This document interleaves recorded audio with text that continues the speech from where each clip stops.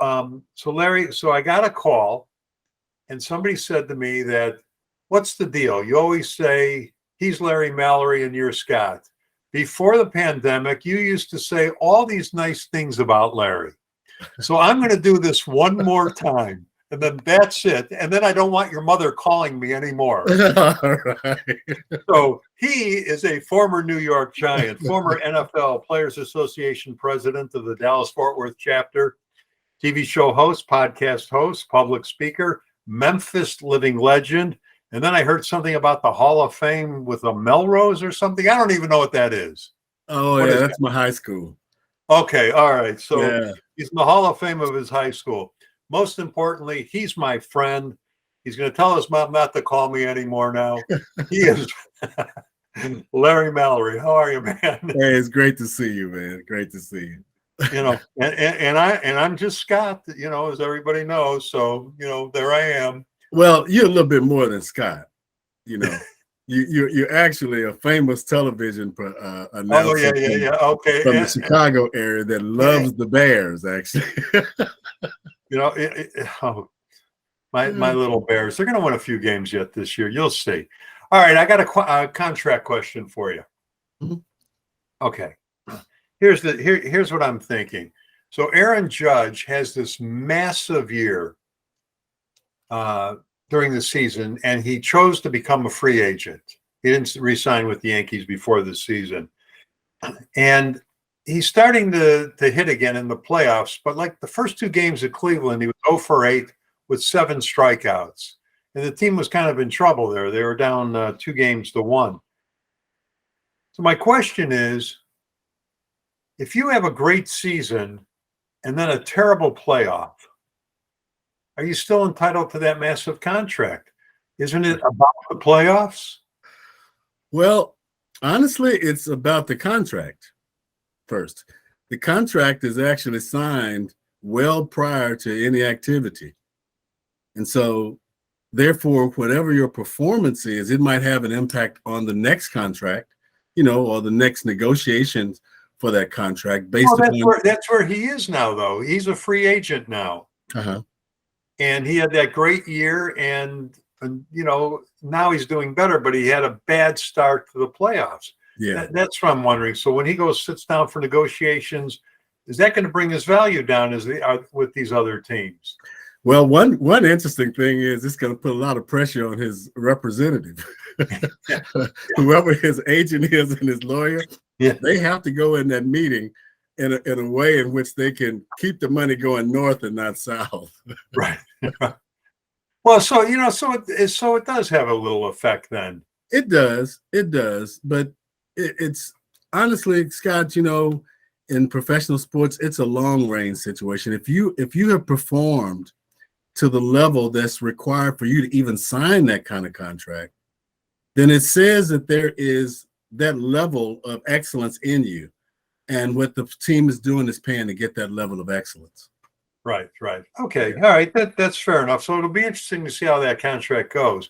Yeah. I want to give a shout out to Albert Pujols. So, you know, all year we talked about Judge and his great year and Ohtani with the pitching and the hitting. But Pujols did something everybody recognized, that he joined the 700 home run club. There's only 4 guys in it: Babe Ruth, Hank Aaron, Barry Bonds, and of course now Albert. That's special, isn't it? But only four people, and that's special. Four people, yeah. You know, and I don't know if there's anybody that close where we're going to be looking at 700 home runs. I know Alex A-Rod stopped like at 696. He didn't quite make it, but there's only 4 guys in it. But Albert also passed Babe Ruth in the RBIs, all-time RBIs. So it's Hank Aaron, Albert Pujols, and now again Babe Ruth. So this year he passed. He joined Babe in the 700 club, but he passed him in RBIs, and I thought that was something, you know, quite an honor that never was even talked about. You know, that he did that. And then the other thing it brought to mind is that Hank Aaron is the only guy that passed Babe Ruth in total home runs and total RBIs. And, Hank, we know he was great, but he's never quite in that discussion as the greatest player ever. Yeah. But he's not. He did some pretty good things on the field too. So, but really, in this conversation, I have to salute somebody, because Babe Ruth has been in baseball conversations. I'm 70. You're in the same area. I mean, he's been in the conversation about baseball forever. For him to still be in that conversation, amazing. with all the changes in the sports, and the different size guys. Aaron Judge is a big guy. yeah, pretty big. He's 6'7", isn't he? 6'8". They say 6'7", but when he stands next to anybody, he's big. Yeah, he's a big guy. So my hats off first is to Babe Ruth, man, because my entire life we've talked about his success and his, the way that he has an impact on the game. Now, next would be anybody that's anybody that's performing in a way in which Babe Ruth's name is mentioned, that person is a star. So no. And I always say that before you could really have a discussion if somebody was better than Babe Ruth also won 94 games as a pitcher. I did not know that. Yeah, so he won the ERA title one year. He's won World Series games. He's won, I think it was 94 games as a pitcher. I think I'm doing this off the top of my head, so I could be wrong, but I'm close. 94 wins and 46 losses in his pitching career. And because of his hitting, they made him a full-time player. They didn't have the DH back then, like Ohtani has. And his numbers are still numbers that everybody's chasing. Yeah. Well, excuse me, Babe Ruth, but in my mind, I always had Babe Ruth as a little chubby, but you know why, Larry? You know why that is, though? Because all the pictures they show of him is when he was in his, middle 30s. Guys back then weren't in shape like they are today. Yeah. But if you Google pictures of Babe Ruth when he played on Boston and when he just came to the Yankees, he was about 6'2", and he was strong and he was thin. Oh wow! I mean, it's amazing. Babe Ruth. You'd have to look at Baseball Reference, but he has a lot of triples. Compared to guys that do now. And the amazing thing from that era is that they didn't strike out a lot. It's like, I think Hank Aaron, I don't even think he averaged 40 strikeouts a year. Aaron Judge struck out 175 times this year. Oh, wow. So, I mean, it's a big difference. It's home run or strikeout now. Yeah. Kyle Schwarber, who had 46 homers, only batted .218 or something this year. And he struck out a ton. Mm-hmm. Back in the old days, those guys hit for average and the home runs. Yeah. So it's interesting. There's that argument. I know Scott is sitting there and going, "It's generational. It's generational." Because he and I argue all the time. If the old guys could be playing in this era, yeah. And I think back to when we were young, in the 60s and 70s. Some of those baseball teams, those players like Frank Robinson and Hank Aaron, Ernie Banks, they were good. Yeah. And I think they would be fine with helmets now and gear on their arms and body. They'd have no fear. That's right. Yeah. And then I'd like to see the guys hit against, Sandy Koufax and Bob Gibson. All right, but let's switch gears. Let's go back to your sport. CTE was a huge topic a couple of years ago. Will Smith's movie came out. I think it's called Concussion. Mm-hmm. You did a TV show on CTE. I am watching so much helmet to helmet, and they call it targeting when they throw the flag, in college and in the NFL. Yeah. And you're seeing these guys wobbling off the field every week, with a concussion. Tua in Miami, is in concussion protocol. A lot of the quarterbacks already this year. How do we finally stop it? What do we have to do to stop it? And then after you give me your thoughts, I'm going to tell you why I even thought of that. But how do we stop it finally? Well, that's a tough question. Because in practice, in football practice, you are practicing every day using your head. Right. Tackling, especially from a defensive standpoint, you're tackling, if you hit somebody, they might fall on your head. So your head is gonna get licks. Right. So the first area would be obviously the protective measures. If you notice, now in practice, in professional football practice, I'm not sure about college and high school, but in professional football practice, they're adding another pad to the top of the helmet for linemen and linebackers. Right. Right. So that it hopefully reduces the the shaking and the challenges that you have with your brain when you hit someone. Right. Right. So I don't know how you can, with the speed of the game now, with the size of the guys are bigger and faster. How is it that you can plan to tackle somebody only with your shoulders? Right. Right. Really tackling now is a body to body situation. No matter what you hit, be it head, whatever, you got running backs the size of linemen. Right. And defensive backs the size of me. Right. So Right. you have to get them on the ground some type of way. And I think that the head, honestly, because of the speed of the game, the head is being used a little less, than has been used in the past.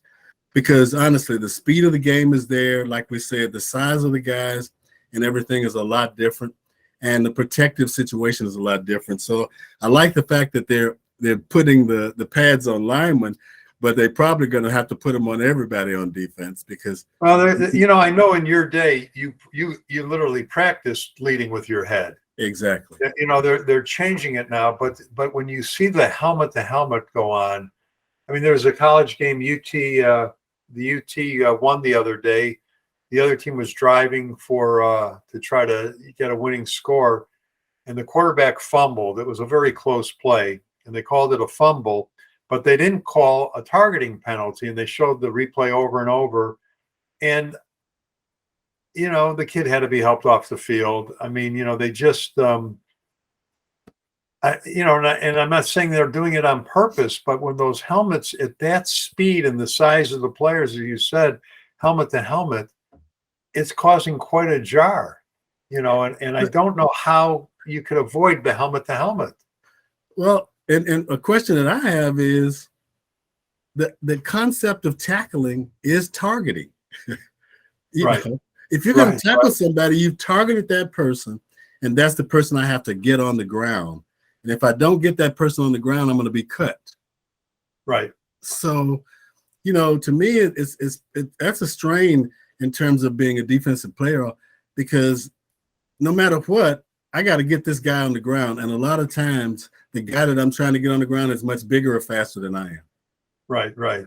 Well, it's it's an age-old problem, but they've got to do something. I think I guess the thing that they're really trying to get rid of is the on-purpose targeting, where the guy comes in and lowers his head and puts it into you. Well, if you lower your head, right, and you hit in the chest, that's supposed to be a perfect tackle. But if you lower your head and hit in the head, then I think that's where the targeting issue comes into play. Right. Mm-hmm. And it's dangerous because all of these concussions that they do have. Yeah, it's one that's going to go forever. The reason I even thought of this, Larry, is I was watching Russell Wilson the other day, the Denver game, and on the last play of the game, gasped for Denver trying to come back. At the end of the game, it was 4th down. And they did a blitz on him. And I don't even remember who it was that came flying in, but he came in unblocked immediately. And it looked like it could have been ugly if he would have just run full force right into Wilson and slam him to the ground. But it seemed to me that he grabbed him with his arm and threw him down with the force of his arm as they both went down, instead of his entire body going 100 miles an hour. And I'm going, was he aware of what he did? Because I think he could have really injured Wilson with the full impact coming at that high speed he was. And being taller. Being bigger and taller. Everybody's taller and bigger than Russell Wilson. Yeah, it would have been a helmet to helmet.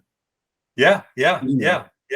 So that's made me all think of it. Okay.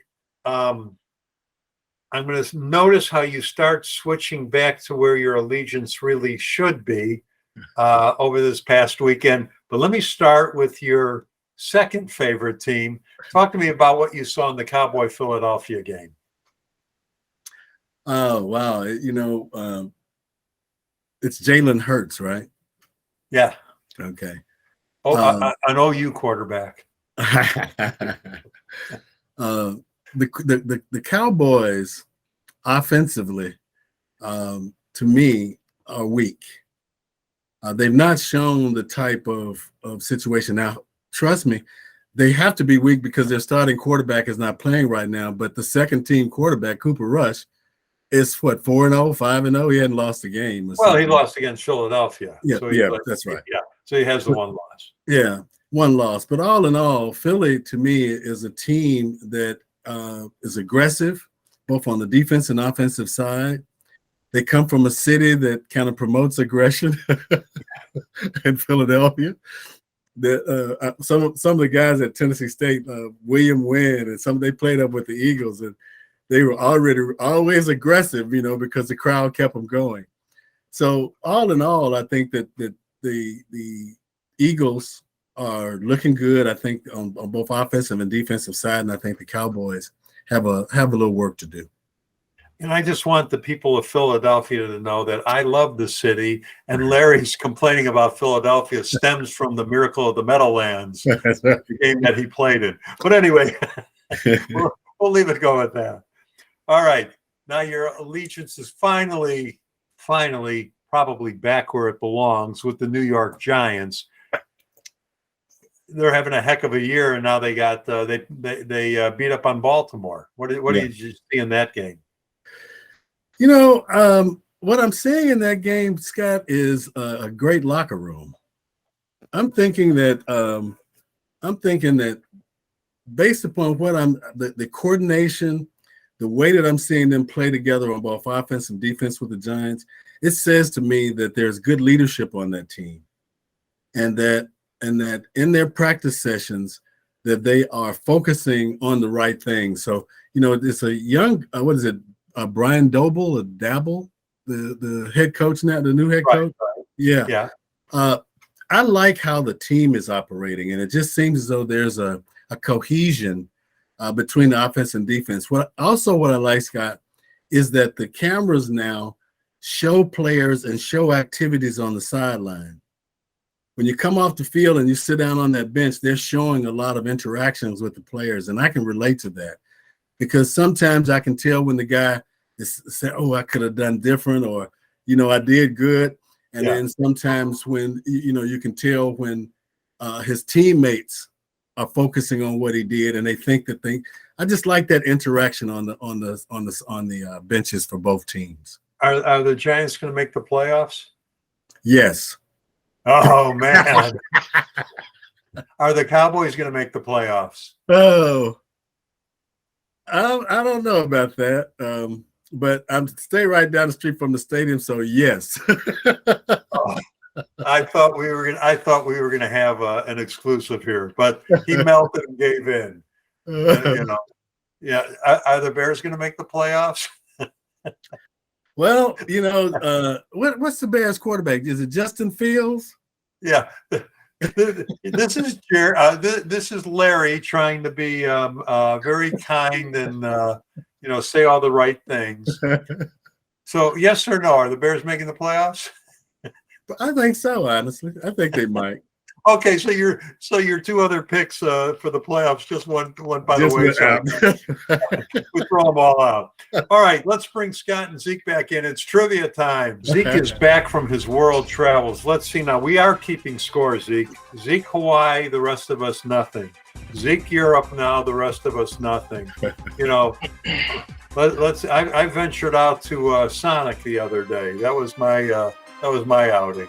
Zeke's outing now is he's got to go back to the East Coast to see his sister.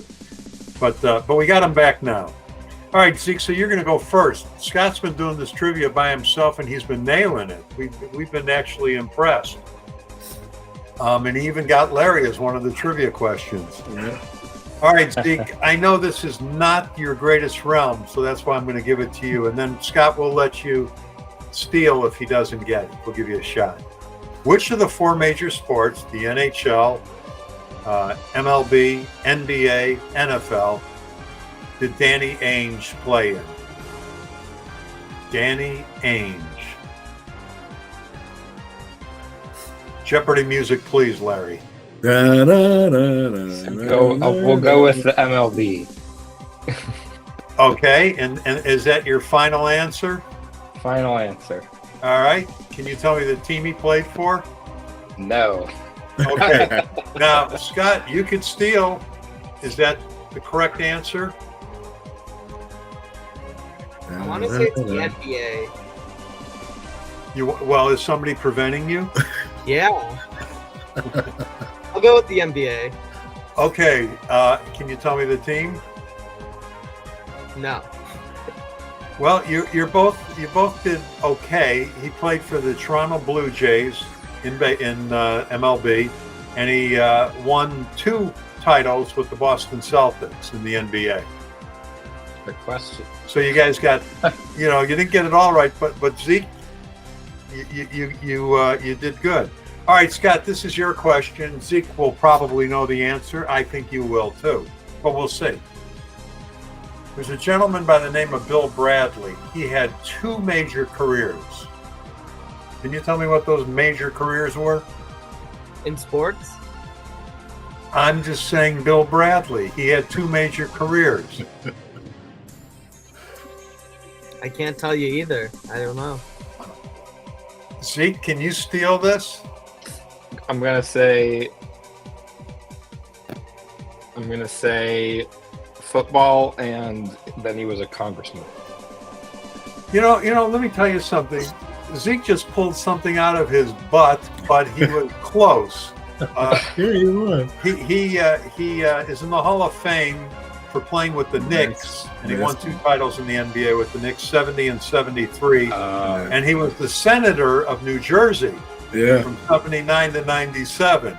So were you aware of something about that name, or did you just pull that out of the air? I've heard it before. Okay, good. All right. So, Yeah. Scott, he actually did a little better than you today. Hey, hats off. That was a great guess, Yeah, that was a good game. Also, the 2 things Scott Scott cares plays about. trivia night somewhere online. You did that last night, right, Scott? Mhm. Okay. He has been using our trivia questions, Larry. Okay. So he's saving these for next week. I know he's going to do the Bill Bradley one. I'm going to That's keep right. doing it until I get a cease and desist letter. I'm going to keep doing it. All right. All right. Well, you'll have no problems. We're Right. going to let you do. We're going to let you steal our trivia questions all you want. That's right. All right. So, guys, thank you. I'm going to let you guys escape, Larry, and I got one more thing to talk about before we get out of here. All righty. All right, Larry. I'd be remiss if we, some football fans are going, what about Kansas City and Buffalo? Probably the 2 best teams in the NFL. They are starting a great rivalry. Kansas City, of course, with that remarkable playoff win where they came back with 12 or 13 seconds left to kick the winning field goal. And Buffalo came back and had that drive and beat them in the regular season last week. What do you think about those 2 teams, that game? Well, first, I think they got some good young coaches, new young coaches that. Boy, is that a key now that we're seeing. Yeah. The teams that are doing well have that new young blood as head coaches. That's right. You're right. That's right. And one good thing about it too is that the quarterback, quarterbacks are the leaders on the team, and both Patrick Mahomes and Josh Allen, I think, both of them are young leaders that are taking the reins and doing the right thing. So I think that the coaching situation first, what I would really like to see, Scott, is their practice sessions. See, your practice session gets you prepared to play. And I believe that these guys have some very creative practice sessions that's allowing them to adapt to the speed and the size of the new lineman, the offensive lineman, speed and the size of the wide receivers now. You got 6'4", 6'5" wide. So I just think that there's more specifics that you have to prepare for in teams versus when in our day we had the general analysis of the team. This is how he operates. But now I think they're going a little deeper, especially with technology. You know, Well, their analytics are amazing now. Exactly. You know, and they sit on the sidelines with their iPods. You know, I mean, they're. Well, I'm going brain dead, but they're. Yeah, and they're making the adjustments. You know, Yeah, and making adjustments quicker. You know, yeah. than before. And imagine the relationship of being up in the booth, looking down and being able to analyze it, and Right. then getting that information down to the floor and getting it out on the field. All right, Larry, we're going to end today. I want to show another snippet of the soon-to-be-released documentary we did on John Nyland.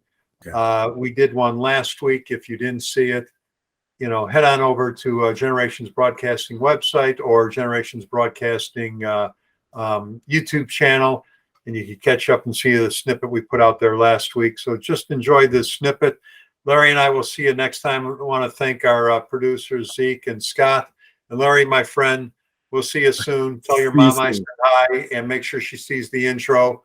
I will, brother. And all is good. Take care, everyone. Thanks. Take care. All the best. I walked in the locker room recently over at the Cowboy Stadium. And in the locker room, they got all the all-pros that played the game, offensive linemen, and I'm right there. I'm the first picture that they see. And that gives me a warm and fuzzy, obviously, because they don't know who I am. But there I am.